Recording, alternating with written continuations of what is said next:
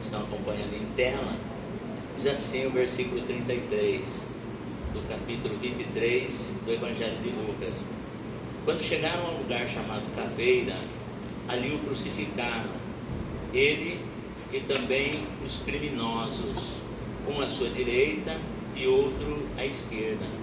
Talvez na sua Bíblia esteja malfeitores. Jesus, porém, dizia: Pai, perdoa-lhes, pois não sabem o que fazem. Então repartiram entre eles as roupas dele, tirando sortes sobre elas. E o povo estava ali olhando, e as autoridades o ridicularizavam, dizendo: salvou os outros, então salve a si mesmo, se é o Cristo, o escolhido de Deus. Os soldados também zombavam, e aproximando-se, ofereciam-lhe vinagre, e diziam: se tu és o rei dos judeus, salva a ti mesmo. E esta inscrição estava acima dele: este é o rei dos judeus. Então um dos criminosos crucificados blasfemava dele, dizendo: tu não és o Cristo? Salva a ti mesmo e a nós. Mas o outro, repreendendo-o, disse: não temes a Deus, nem sofrendo a mesma condenação? Nós, na verdade, estamos recebendo com justiça o que nossos atos merecem, mas este homem não fez mal algum. Então disse Jesus: lembra-te de mim quando entrares no teu reino. E Jesus lhe respondeu: em verdade te digo que hoje estarás comigo no paraíso. Já era quase a hora sexta, e houve trevas em toda a terra até a hora nona, pois o sol havia se escurecido e o véu do santuário se rasgou ao meio. Então, exclamando em alta voz, Jesus disse: Pai, nas tuas mãos entrego o meu espírito. E dizendo isto, expirou. Quando o centurião viu o que havia acontecido, glorificou a Deus, dizendo: é verdade, este homem era justo. E toda a multidão que havia presenciado isso, vendo o que acontecera, retirou-se lamentando profundamente. Entretanto, todos os conhecidos de Jesus e as mulheres que o haviam seguido desde a Galiléia viam tudo isso de longe. Amém? Pode se assentar, por gentileza. Se você puder mais uma vez desocupar as suas mãos, dê uma linda salva de palmas para o Senhor Jesus.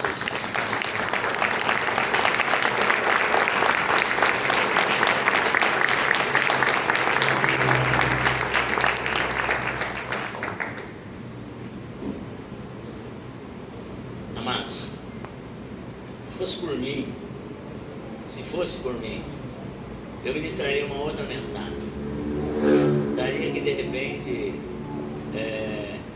algo sobre a Santa Ceia, o significado da Santa Ceia para nós, no passado, no presente e no futuro. Porque verdadeiramente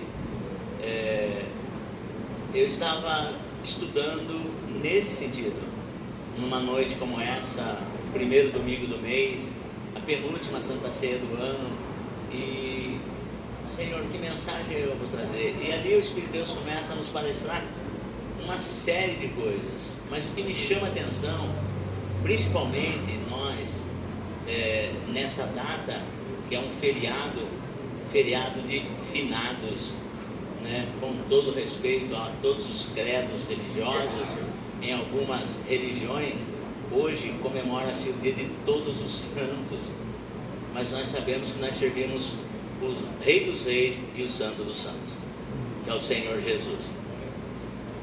E tem-se como tradição uma determinada religião guardar esse dia para homenagear os mortos. Nós não trazemos isso conosco. Temos respeito às pessoas que falecem, porque toda família tem alguém que partiu já para a eternidade. Então, obviamente, nós cuidamos de mantê-las na nossa memória, os feitos que aquela pessoa fez, porque a Bíblia diz, quando se fala do cristão, que o justo permanece em memória eterna. Eu vou partir para a eternidade, mas eu acredito, se permanecer firmado nos caminhos do Senhor, sempre vai ter alguém lembrando alguma coisa que o pastor Salustiano fez em prol do reino de Deus e da obra de Deus. Assim como aquela mulher que ela trouxe um vaso de alabastro com um unguento de nardo de muito valor, com um unguento num frasco de alabastro, e aquela atitude daquela mulher, quando ela derramou o unguento sobre Jesus, na revelação do Espírito de Deus, preparando Jesus para o seu sepultamento, um dos discípulos, Judas Iscariotes, por ser mais exato, e ele chamou aquilo de desperdício. Ele falou: que conversa é essa? Esse unguento, ele poderia ser vendido por um grande valor e repartido esse dinheiro entre os pobres.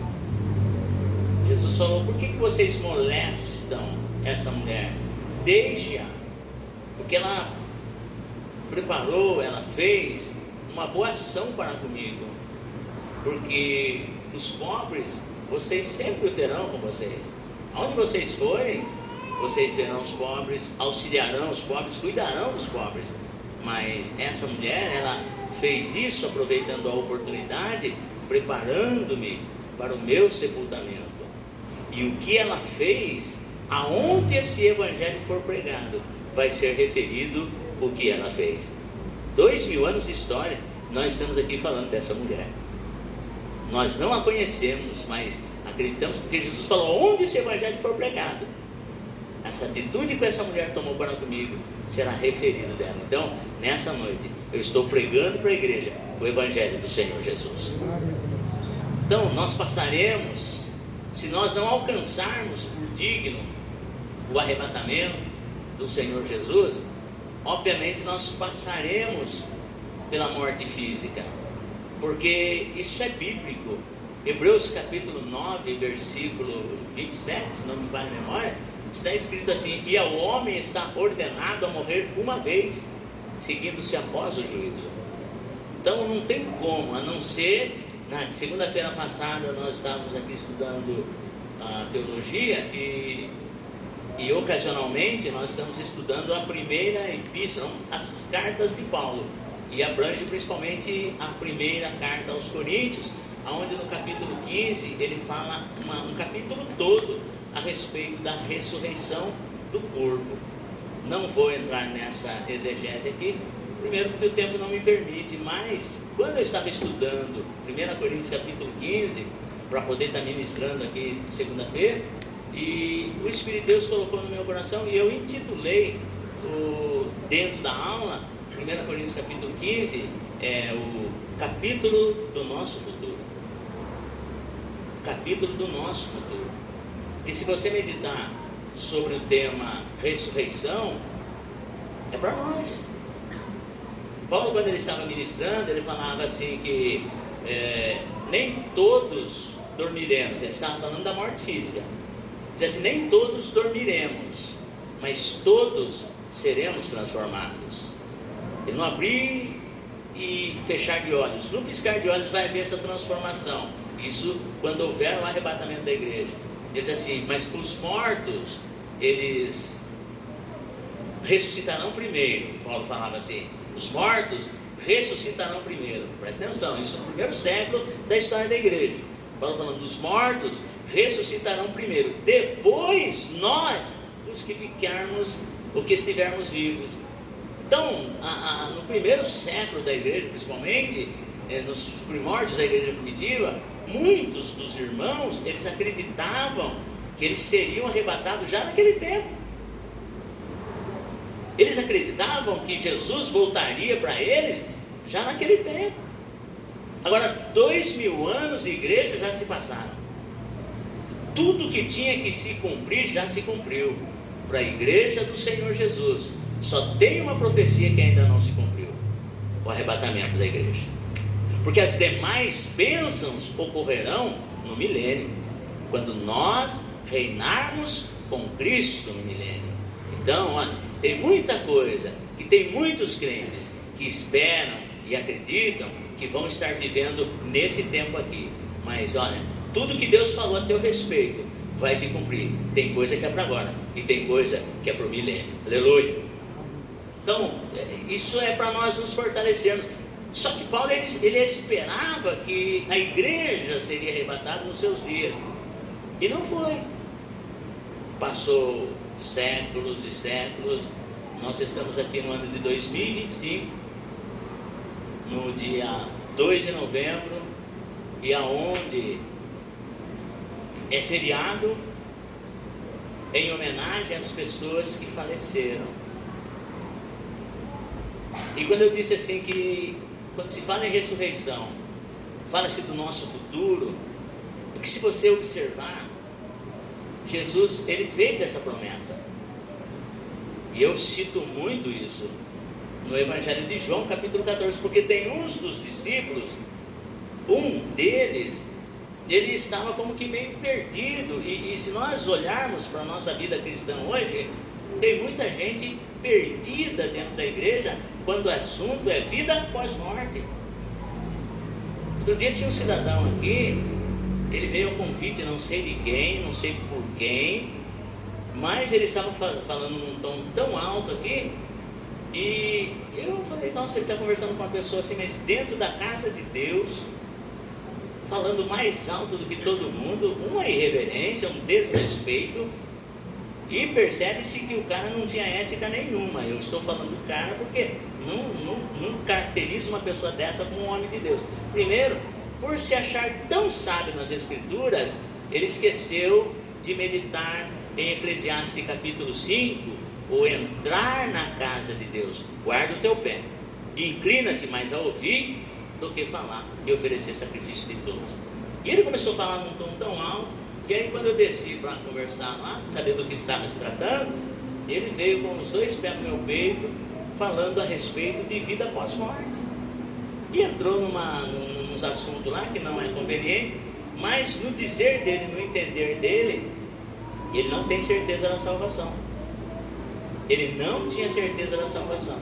Mas enfim, é um assunto que ficou lá. Mas quando você pega o Evangelho de João, no capítulo 14, você percebe que Jesus, ele diz assim, porque os discípulos, eles estão muito nervosos, eles estão preocupados, porque agora Jesus fala com eles abertamente, não está mais falando por parábolas como no início, porque agora Jesus, entendendo o grau de percepção, de intelectualidade, isso no âmbito espiritual, Jesus viu que agora podia falar com eles mais abertamente, que eles estavam mais maduros para entender as verdades da palavra. Então no capítulo 14, Jesus já é dos capítulos das últimas instruções de Jesus, mais precisamente no capítulo 14, Jesus diz assim, ó, não se turbe o vosso coração, credes em Deus, credes também em mim, pois na casa de meu Pai há muitas moradas. Se não fosse assim, eu vou teria dito, pois vou preparar-vos lugar. E se eu for e vos preparar lugar, virei outra vez e vos levarei para mim mesmo, para que onde eu estiver, vós estejais também. E aí, um dos discípulos diz assim, Senhor, nós não sabemos para onde vais. Olha só, nós não sabemos para onde vais, e como poderemos saber o caminho?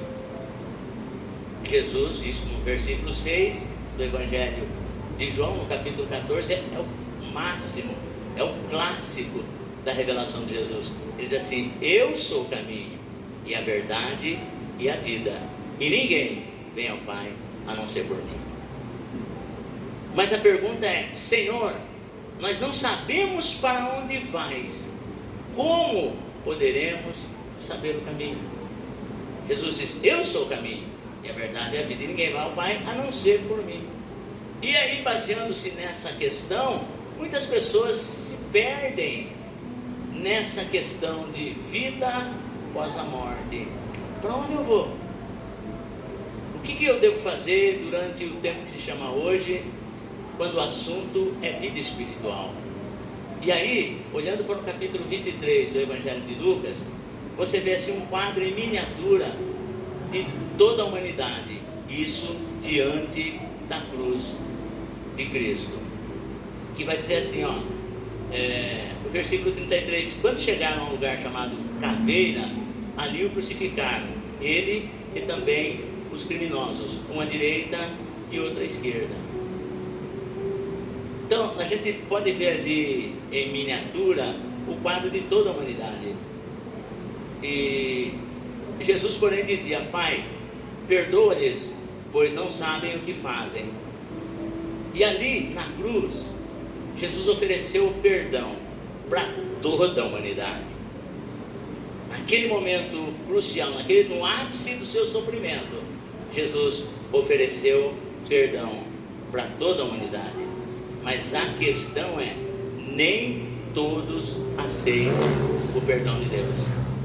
No Evangelho de João, no capítulo 3, versículo 16, João diz assim: porque Deus amou o mundo de tal maneira que deu o seu Filho unigênito, para que todo aquele que nele crê não pereça, mas tenha a vida eterna. Então, a gente vê muita gente rejeitando o presente de Deus, chamado Jesus Cristo, o Salvador da humanidade.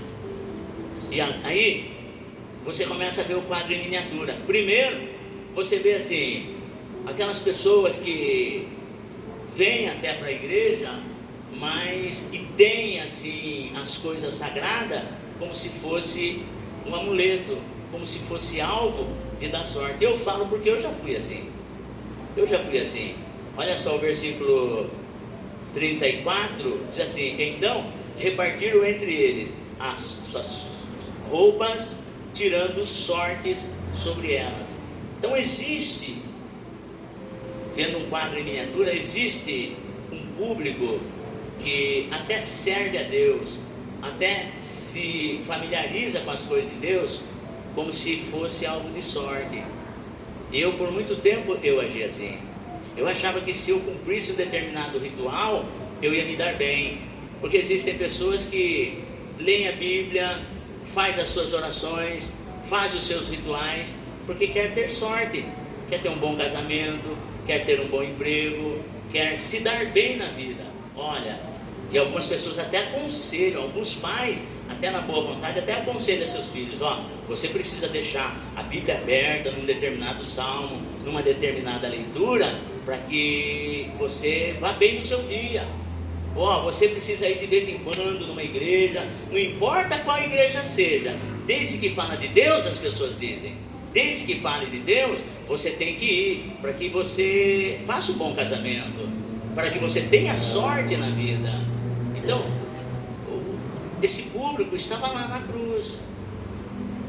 Então você deixando, eu por muito tempo eu vivi assim. Alguém disse assim: ó, se você deixar a sua Bíblia aberta no Salmo de número 91, as coisas vão dar certo para você. E eu fiquei por anos e anos com a Bíblia aberta no Salmo 91. As coisas não aconteceram na minha vida, muito pelo contrário, iam de mal a pior. As coisas só começaram a melhorar quando eu passei a conhecer o Deus do Salmo 91. Então não traga a Bíblia como se fosse um amuleto de sorte para você. Não faça isso. Não venha para a igreja para que você tenha sorte no seu casamento, para que você tenha sorte na sua vida profissional. Não faça isso. Quando você vier para Jesus, quando você vier para a igreja, quando você ler a sua Bíblia, quando você orar, faça tudo com fé, em nome do Senhor Jesus. E aí tem uma outra, e se você pegar ali, porque não é isso, o meu objetivo não é trazer esse grupo de pessoas miniaturizado ali na população chamado população mundial. Não, meu objetivo não é esse. Meu objetivo é falar de um personagem apenas um ladrão, que ele teve uma única oportunidade. Então o meu objetivo, se eu falasse de toda aquela multidão, eu ia chegar nesse ladrão. Algumas pessoas, eu já ouvi dentro de ministrações, algumas pessoas colocando nome nesse personagem. Eu não vou me atrever a tanto, porque a Bíblia não menciona o nome dele. Eu já ouvi certos pregadores colocando o nome nos dois personagens, nos dois ladrões que foram crucificados com Jesus. As pessoas que talvez conhecessem esses marginais, eu vou assim chamá-los, porque nós estamos assim vivendo. Olha, irmãos, dia de finados, nós não temos tal costume de ir nos cemitérios homenagear pessoas mortas, mas tem pessoas da minha família que tem isso. Eu, muita calma, com muita maestria, no tempo certo eu tenho que evangelizar essas pessoas, mas respeitar o sentimento delas em relação ao que elas acreditam. Eu tenho que pregar com muita calma, com muita cautela, para ganhá-las para Jesus, não entristecê-las por aquilo que elas acreditam. E aí, nós, diante desse texto, uma mensagem de Santa Ceia, porque a Santa Ceia nada mais é, entre outros significados, é trazer à memória a morte de Jesus Cristo, para que nós possamos fazer uma reflexão a respeito da morte de Jesus Cristo. Se você vê os outros evangelistas, eles dão apenas uma pincelada sobre esses dois personagens, os ladrões que foram crucificados com Jesus, uma à sua direita e outra à sua esquerda. Tem alguns até que dizem assim que os dois blasfemaram de Jesus. Lucas não, ele foi tão profundo, ele falando a respeito de que um blasfemava. E é sobre uma única oportunidade. É o homem que aceitou, o homem que abraçou a sua oportunidade. Eu venho aqui nessa noite falar para você de oportunidade. Por quê? Porque numa data como essa, muitas pessoas que eu conheci, que você conheceu, e que muitas das vezes serviram a Deus conosco, já não tem mais essa oportunidade, minha e sua, de ser abraçado, de abraçar, de fazer. Por quê? Porque já no plano terreno não existem mais pessoas boas, homens de Deus, mulheres de Deus, jovens de Deus, que serviam a Deus ou não, mas já não tem mais a oportunidade. Por quê? Porque já partiram para a eternidade. E detalhe, as bênçãos de Deus, os planos de Deus para nós não é aqui. Há um céu, há um paraíso preparado para nós. Existe um plano melhor para o povo de Deus, e não é aqui. E hoje muitos estão pregando, muitos estão vivendo, muitos estão acumulando bens, achando que o negócio é aqui. Nós entramos num estado de que não se fala mais da volta de Jesus, não se fala mais da vida após morte.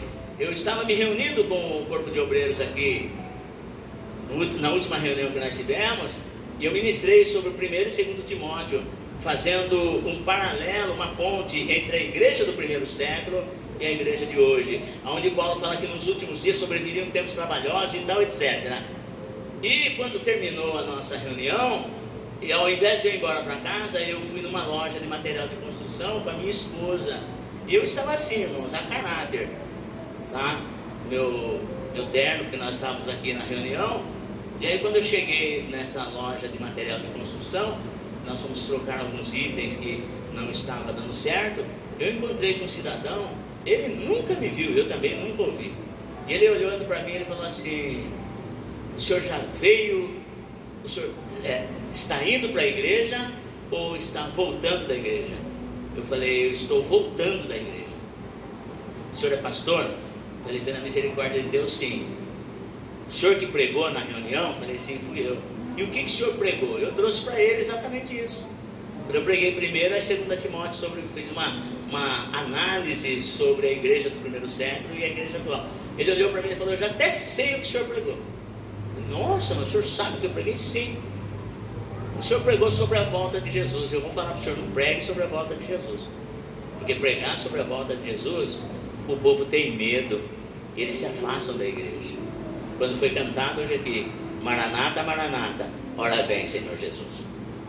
Então, e nós estamos vendo os anais dos acontecimentos, tudo quanto está ocorrendo, Jesus, irmãos, ele tem pressa em vir buscar o seu povo. Pastor, mas como que o senhor fala que Jesus tem pressa? Porque ele diz assim que os últimos dias seriam abreviados, porque se tais dias não fossem abreviados, nenhuma carne se salvaria. Quando você olha no relógio, quando você olha no calendário, você vê que nós estamos na campanha dos 12 dias do mês de janeiro, e agora você olha que nós já estamos no mês de novembro, mais um mês, acaba o ano. Você fala, nossa, como o tempo passa rápido. Sabe por que o tempo está passando rápido? Por amor a mim e por amor a você, para eu e você não nos perdermos, para eu e você não perdermos a salvação, porque tem um plano melhor para mim e para você, além dessa terra.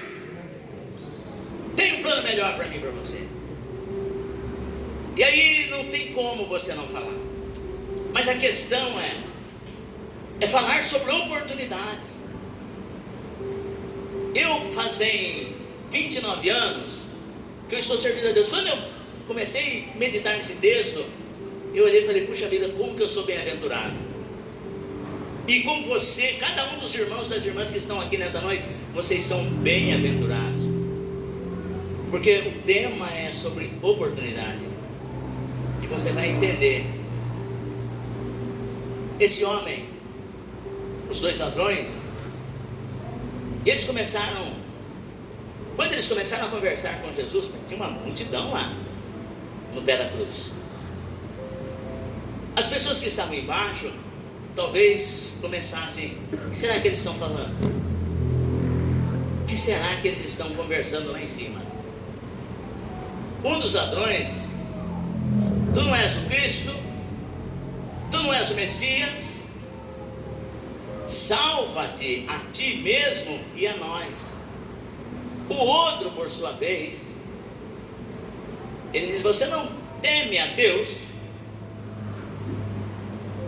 estando na mesma condenação, e nós, com razão, com justiça, porque nós estamos sofrendo o que os nossos feitos merecem, mas esse homem é inocente, nenhum mal ele fez. Então, esse cidadão aqui, os dois ladrões aqui, eles tiveram, talvez, a única oportunidade de ter um encontro com Jesus. Deveria ter uma terceira pessoa aqui. Essa terceira pessoa seria Barrabás. Barrabás era para estar na cruz também. Olha que situação. Quando foi feita a questão da escolha, porque numa época de festa era comum entre as autoridades religiosas e civis libertar um preso, anistiar um preso. Como Jesus estava preso e as autoridades viam que não tinha nenhuma maldade nele, e tinha o Barrabás, que era um cidadão da pá virada. Barrabás, filho do pai, talvez fruto de uma relação incestuosa. Enfim, aí olha, eu tenho essas duas pessoas aqui. Uma, eu vou ter que iniciar, eu vou ter que perdoar o problema dela com a justiça. Jesus Cristo ou Barrabás? Quem vocês querem que eu liberte? O povo, instruído pelas autoridades, peça que libertem Barrabás. E todo o povo, Barrabás, liberta Barrabás. Vocês têm certeza que Barrabás é isso, Barrabás é aquilo, Barrabás é aquilo outro? E esse que vocês chamam de rei, Messias, o Cristo, que mal ele fez? Só que no meio de toda aquela multidão estava o cego Bartimeu. No meio daquela multidão estava a mulher ex-hemorrágica. No meio daquela multidão estava o ex-defunto Lázaro, que ficou sepultado há 4 dias. No meio daquela multidão estava a filha de Jairo, estava os pais da menina, que Jesus, pegando na mão dela, diz, Talita cumi, que traduzido é, menina, a ti te digo, levanta-te. No meio daquela multidão estava o jovem da cidade de Naim, o qual Jesus disse para a mãe dele, mulher, não chore.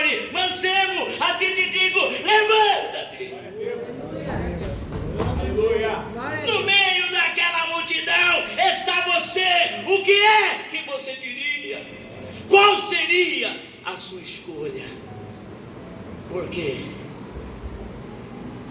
se Lázaro se pusesse de pé e dissesse assim, a pergunta: você aí, moço, que levantou a sua mão, por que é que você escolhe que eu liberte Jesus Cristo? Se Lázaro tivesse ousadia, ele diria: porque eu estive morto há 4 dias e este Nazareno me ressuscitou.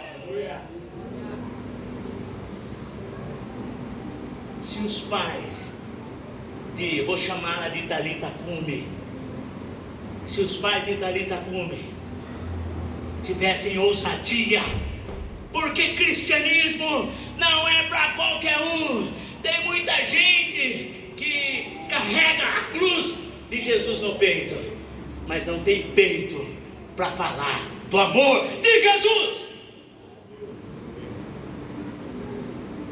Se os pais de Talita Cume levantassem as mãos, e Pilatos, ou Herodes, ou Caifás, ou o casal aí que estão com as mãos levantadas, por que é que ao invés de eu soltar Barrabás, vocês querem que eu solte esse Jesus que vocês chamam de Cristo?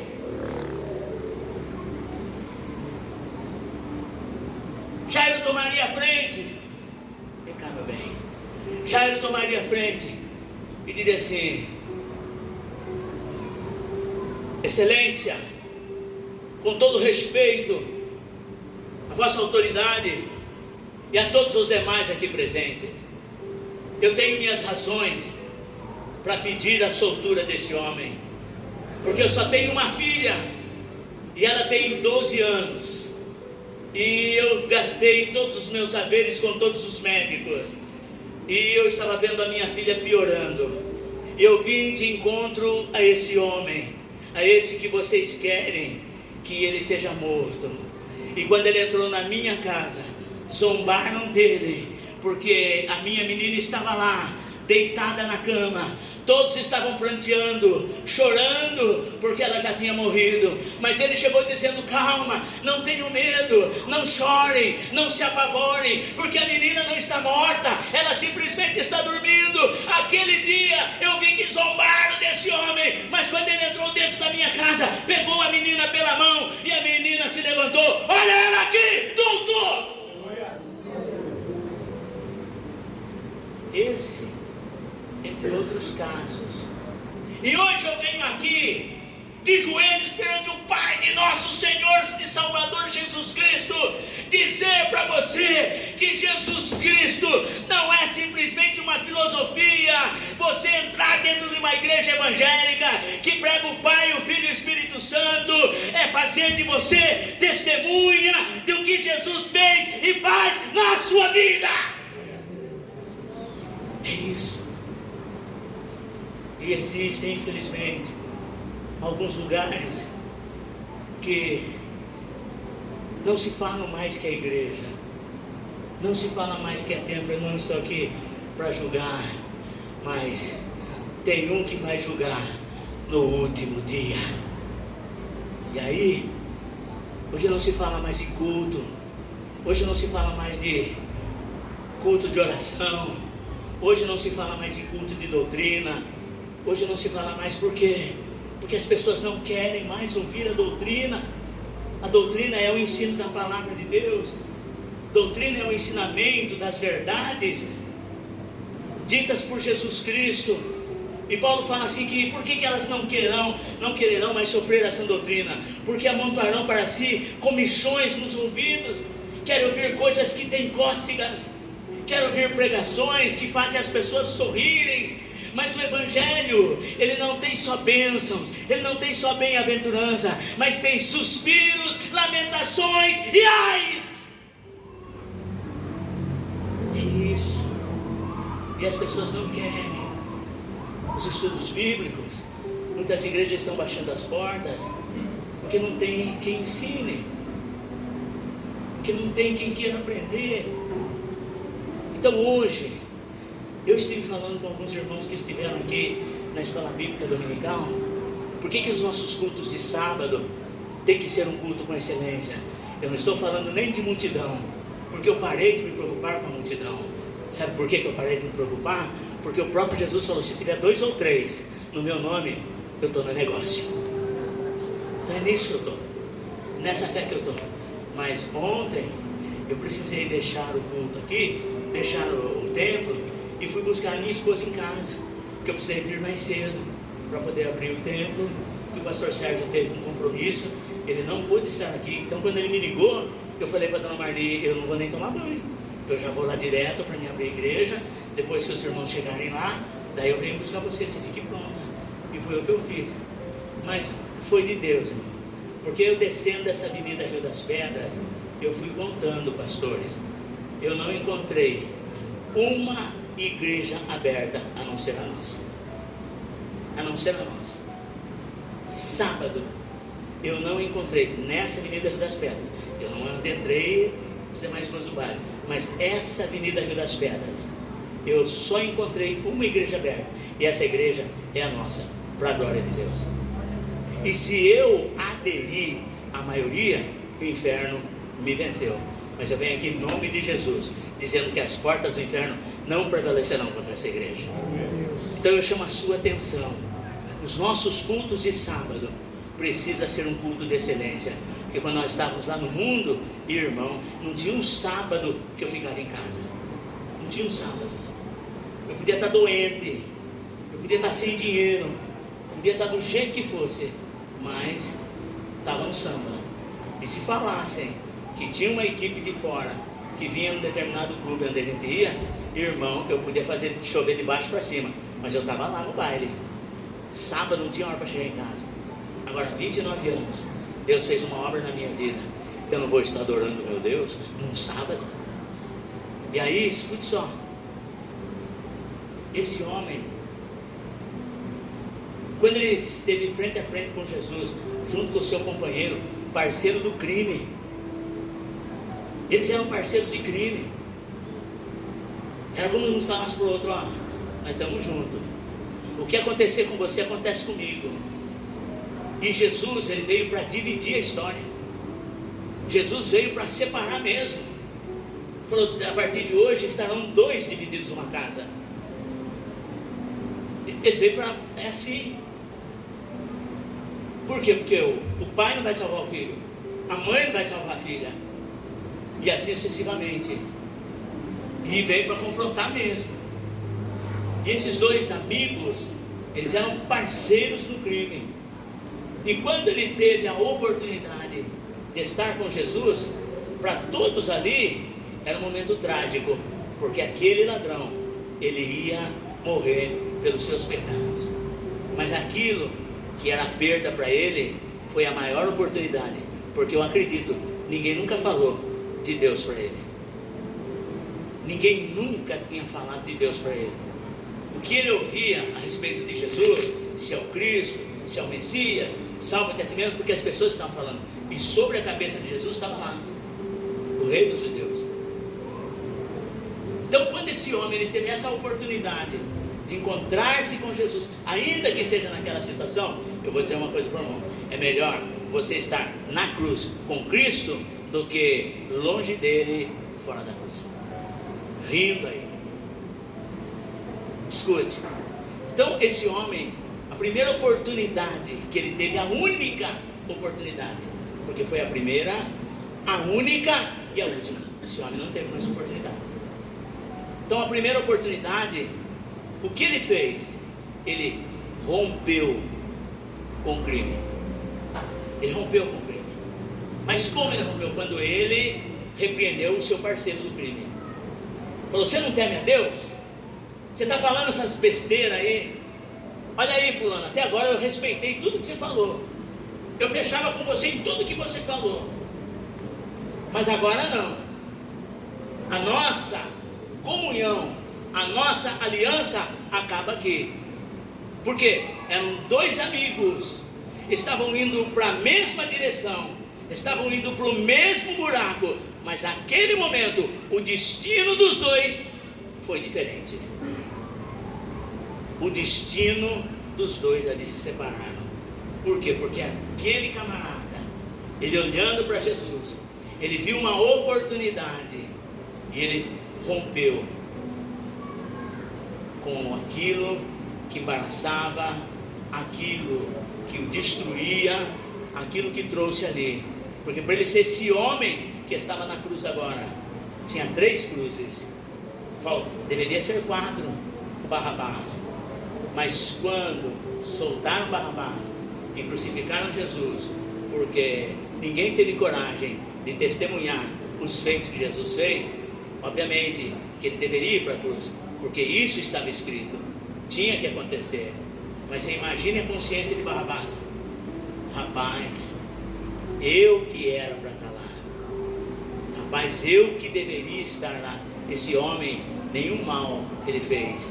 A história, a Bíblia não fala mais a respeito de Barrabás, mas eu quero aqui dizer para os irmãos, eu acredito que a vida de Barrabás nunca mais foi a mesma.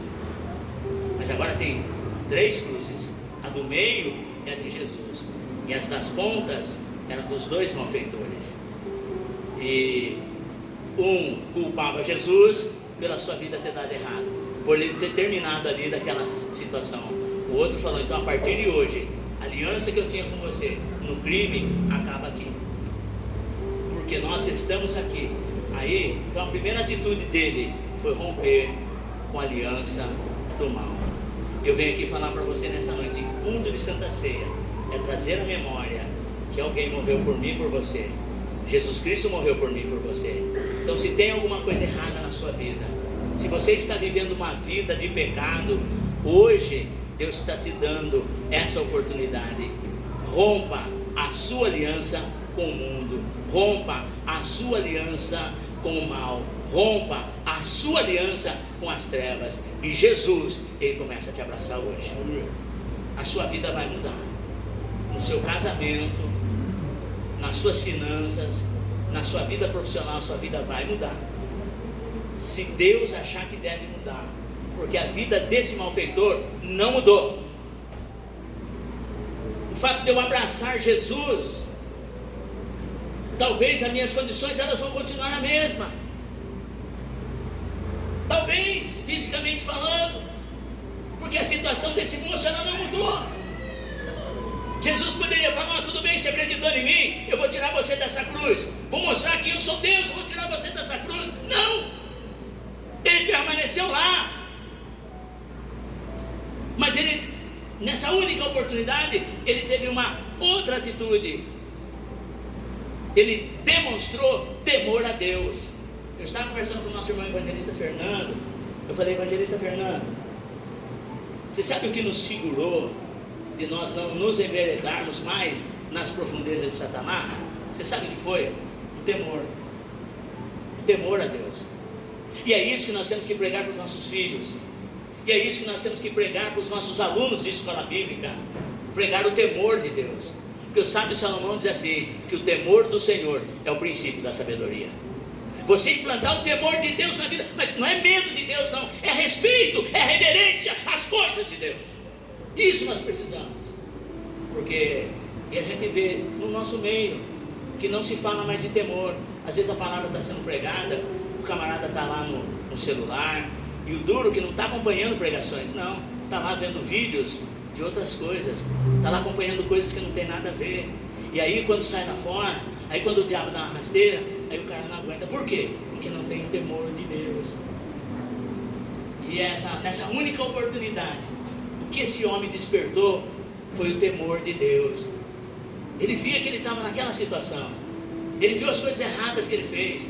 Talvez ele era 157, não sabe, a Bíblia não diz. Talvez o negócio dele era latrocínio, roubo seguido de morte. Quantas pessoas esse cara não torturou psicologicamente? Quantas pessoas ele não matou?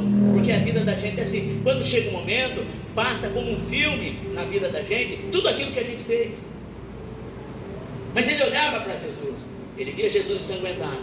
Uma coisa que impactou ele foi quando crucificaram Jesus. Jesus falou: Pai, perdoa-lhes, porque eles não sabem o que fazem. Isso daí impactou esse homem. Falou, o quê? O que fizeram para ele? Ele ainda teve forças para perdoar. E às vezes, irmãos, nós falamos, olha, a pessoa que pisar na bola comigo, ela pisa uma vez só, acabou. Como que nós estamos em Cristo se nós não temos coragem de perdoar ou de liberar o perdão? Mas naquele dia Deus vai trazer à tona, porque o perdão, ele traz impacto, ele alivia a pessoa que libera o perdão e liberta a pessoa que cometeu a ofensa. Eu não tenho direito de manter ninguém atrelado a mim, pelo meu capricho, pelo meu orgulho, pelo meu coração duro de não perdoar. E ainda eu vou e tomo a Santa Ceia.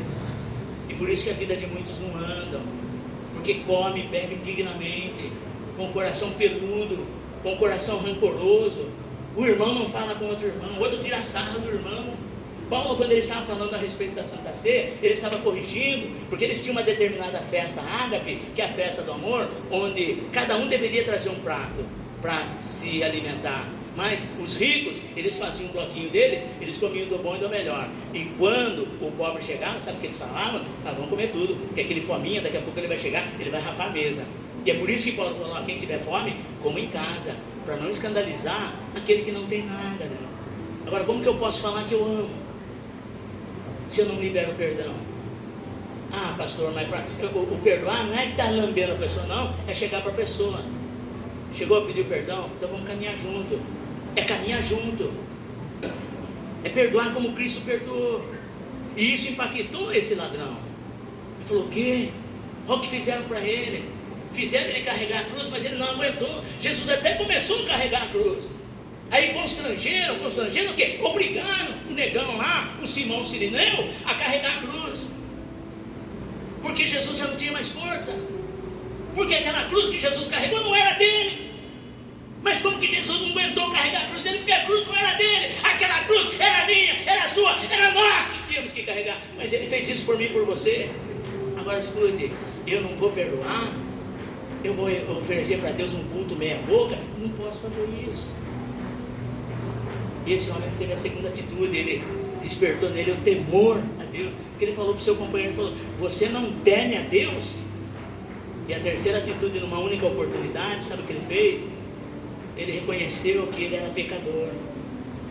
Nós estamos nessa situação porque os nossos feitos mereceram. Eu reconheço que eu sou pecador, eu estou nessa situação porque eu plantei isso para a minha vida. Os meus pais ensinaram meus princípios, falou a respeito do temor a Deus, falou, filho, você precisa ir para a igreja, você precisa buscar Deus, você precisa estudar a Torá, você precisa ler a Bíblia, mas eu não quis.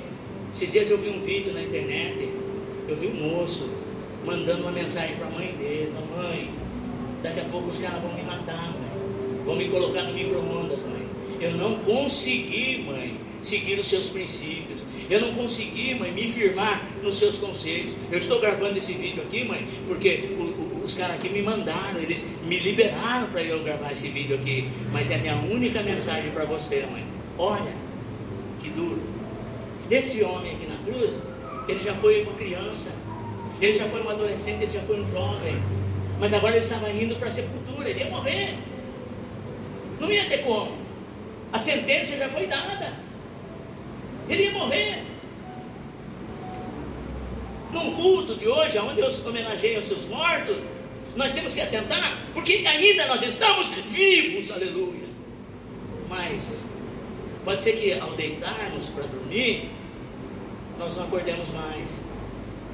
Eu estive no velório, com todo respeito, a mãezinha do nosso irmão presbítero Reinaldo, estive lá no funeral dela, e junto com o funeral dela lá, tinha um outro homem que ele estava velando a esposa, e ele é muito meu amigo, e quando eu vi ele assim, ele falou, pastor Salô, eu quero agradecer o senhor de estar aqui. Eu falei, mas o que aconteceu? Ele falou, nós estávamos tomando café, eu e minha varona, nós estávamos tomando café, de repente ela gritou chamando meu nome, quando eu olhei, só deu tempo de tomá-la nos meus braços, ela partiu nos meus braços. É assim. E esse homem, enquanto ele estava vivo, ele reconheceu que ele era pecador. O outro, seu parceiro, não. Tudo que está dando errado para mim é por causa de Deus, porque Deus não olha para mim, porque Deus não liga para mim, porque se eu fiz um mau casamento, é porque Deus não ligou para mim, porque se eu não sou bem sucedido financeiramente, é porque Deus se esqueceu de mim. Peraí, durante uma vida toda, o que nós fizemos para que nós tivéssemos uma vida melhor? Quando nós nos envolvemos emocionalmente, ou dentro do nosso matrimônio, nós fomos consultar a Deus? E por que nós vamos colocar a culpa em Deus? Nós precisamos reconhecer: Senhor, eu sei que eu fiz besteira. E é isso que nós temos que usar. Santa Ceia, Paulo fala assim: sabe por que vocês adoecem? Sabe que vocês estão fracos, não têm disposição para servir a Deus? A geração de hoje não quer mais servir a Deus. Que a partir do momento que a pandemia veio, lançou uma pandemia espiritual. Fique em casa. E essa palavra está perdurando na mente, no subconsciente de muita gente. Fique em casa. E está saindo muitos vídeos na internet. Você não precisa ir na igreja, dar dízimo para pastor, você não precisa fazer isso. Sirva a Deus em casa. Então repreenda isso em nome de Jesus, irmão, e venha cultuar a Deus. E Paulo fala assim: sabe por que muitos já não têm disposição? Sabe que tem muitos fracos, muitos que dormem? Tem crente que está que nem eu, está na janela, Paulo está pregando e ele está dormindo. Não seja isso. Mas por quê? Porque não é autêntico diante de Deus. Senhor, eu fiz besteira, eu fiz o que eu não devia fazer, e isso está repercutindo na minha vida espiritual. Tem muitas coisas que eu comento com a minha esposa. Eu falo: dona Marli, tem muitas coisas que eu fiz das quais eu me arrependo, e sei que não tem como voltar atrás. Já pedi perdão a Deus. Aí o Espírito Santo fala para mim: agora siga em frente, vai em paz e não peques mais. Então essa é a oportunidade que eu estou tendo. Eu estou aqui pregando a palavra de Deus para você hoje, para dizer que eu sou falho, que eu erro, que eu peco também, mas para um grande pecador há um grande Salvador chamado Jesus Cristo. É isso que você tem que fazer. Não lamentar e ficar balbuciando e ficar reclamando. Não, você está vivo. Dentro de você bate um peito nas suas veias, no seu corpo corre sangue, e tem o que é mais precioso, que é o sangue de Jesus, que te fortalece. A partir de hoje, viva uma vida cristã autêntica. Aproveite a sua oportunidade, faça como esse ladrão. Ele falou: eu tenho a oportunidade de reconhecer quem eu sou. Porque servir a Deus, irmão, é primeiro você saber quem é Deus, mas você não pode esquecer de quem é você. Você não pode esquecer de quem é você. E quem é você? Tem muitas pessoas que já perderam a sua identidade. Uma das características da perda de identidade é a ranzizice, é a dificuldade em liberar o perdão, é ficar olhando: porque se fulano não faz, eu também não vou fazer. Se fulano não vai, eu também não vou. Escute, nós precisamos das pessoas, mas Deus manda dizer: seja dependente do Pai, do Filho e do Espírito Santo, porque vai chegar o dia, no tribunal, é diante deles que eu e você vamos estar. E esse homem aproveitou a oportunidade. Terceira atitude que ele tomou, numa única oportunidade, ele confessou. Ele reconheceu confessando o seu pecado. E a quarta atitude, ele reconheceu Cristo como Senhor e Salvador. Lembra-te de mim quando entrares no teu reino. Ele reconheceu o senhorio de Cristo e reconheceu Cristo como Salvador. Você reconheceu isso? Viva uma vida diferente. A Santa Ceia é para mim e para você, que nós reconhecemos Cristo como Senhor e Salvador. E a sexta e a quinta atitude desse homem, ele recebeu a salvação pela fé. Sabe por quê? Porque ele fez uma oração. E a oração é essa: ele falou: Senhor, lembra-te de mim quando entrares no teu reino. Ele orou com fé, e Jesus dá essa resposta para ele: ainda hoje estarás comigo no paraíso. Eu vou encerrar aqui. Mas pastor, o que isso tem a ver? O que esse ladrão tem a ver comigo e com você? Primeiro, que eu e você precisamos valorizar as oportunidades que o Senhor nos deu. Porque esse homem, ele não teve a oportunidade de se batizar. Porque quando a gente prega a palavra de Deus, fala de batismo, você vê logo esse texto aqui: ah, mas o ladrão da cruz, ele não foi batizado, ele não teve oportunidade de se batizar. A pergunta que não quer calar: se esse homem tivesse as oportunidades que eu e você temos hoje, como será que seria a sua vida? Paulo aproveitou a oportunidade e foi um dos maiores missionários que o mundo teve. Abriu tantas igrejas porque ele aproveitou a oportunidade. Ele falava assim: pregue a tempo e fora de tempo. Então, se esse homem tivesse a oportunidade que eu e você temos, porque eu e você tivemos a oportunidade de ser batizado, aí eu encerro. Por quê? Porque eu falei: dona Marli, fazem 29 anos que nós servimos a Deus. Quando nós entramos para a igreja, nós não tínhamos esperança nenhuma. A única coisa que nós pedíamos para Deus é para que Deus colocasse amor no meu coração por você e no seu coração por mim, para que nós pudéssemos viver uma vida em paz. Olha o que Deus fez. Deus encheu-nos do Espírito Santo, deu cargo ministerial para nós e deu um ministério para nós cuidar. Olha só, olha as oportunidades que Deus nos deu. Esse homem, ele não teve a oportunidade de se batizar. Outra oportunidade que Deus não deu para ele, não deu a oportunidade dele testemunhar o que Jesus fez. Ele não teve essa oportunidade. Por quê? Porque Jesus falou: ainda hoje estarás comigo no paraíso. Daquela cruz, ele foi para a sepultura. E aonde ele foi para o paraíso com o Senhor Jesus. Na eternidade, ele teve a salvação, porque a salvação é pela graça, não é dom nosso. Mas os galardões, guarde bem isso, os galardões são para aqueles que trabalham na obra de Deus. Salvação é uma outra história. Esse homem, talvez ele não tenha o privilégio de ser galardoado, porque ele foi salvo, mas eu e você seremos galardoados. Então a pergunta é: como que você encara a sua vida cristã? Não tenha, por exemplo, a sua vida como um enfado, mas tenha como privilégio o batismo. Não tenha isso como obrigação, tenha isso como privilégio. Eu me batizei, fazem 29 anos que eu me batizei, mas isso para mim foi um privilégio, porque muitas pessoas que se batizaram num leito de morte e acabaram de se batizar e partiram para a eternidade. Outros perderam o cônjuge, outros perderam os filhos. E eu olho para Jesus e falo: Senhor, o Senhor preservou tudo isso aí, permitiu que eu me batizasse e ainda deu como privilégio o testemunhar a tua grandeza. Então aproveita o privilégio que Deus está te dando, porque eu e você estamos vivos. Você vai participar da Santa Ceia, e participar da Santa Ceia, todas as amarras, todas as fraquezas, todas as dificuldades vão cair por terra, e você vai se colocar de pé e vai fazer a obra de Deus, aproveitar a sua oportunidade, porque você está vivo. E o meu Deus, o teu Deus, não é Deus imorto, é Deus vivo. Tem crente vivo aqui nessa noite? Diga amém. Amém. Diga: Maranata, Maranata. Ora vem, Senhor Jesus. E agora chegou o momento de nós nos fortalecermos através da Santa Ceia. Coloque-se de pé. Coloque-se de pé. Vou fazer uma oração.